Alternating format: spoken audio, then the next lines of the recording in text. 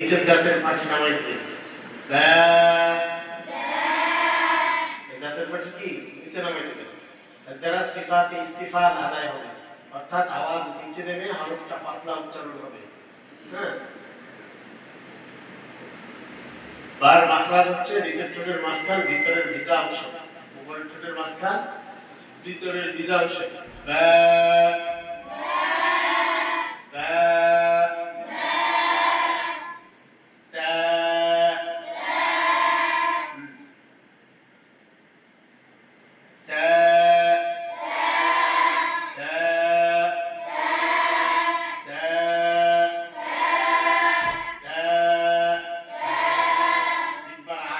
সামনের উপরে দুই দুতে আগা থেকে মাঝখানে লাগাবেন।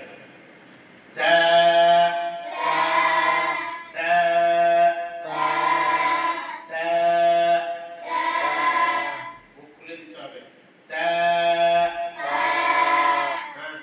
এই যে জিহ্বা লাগান, দাঁত নিচে, তারপরে জিহ্বার আগা উঠান, দাঁত উঠছে কেন, দাঁত উঠবে না, ভিতরে ভিতরে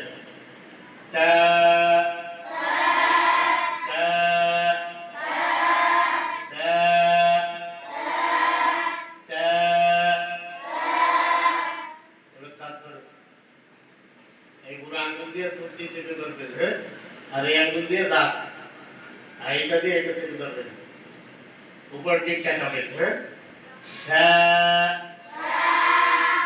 উচ্চারণের সময় জিহ্বার আগা সামনের উপরে দুই দাঁতের আগা থেকে একটু বের হয়ে থাকবে, বাতাস জারি থাকবে। হ্যাঁ, দাল উচ্চারণের সময় একটু কম বের হবে, সামান্য একটু বের হয়ে থাকবে।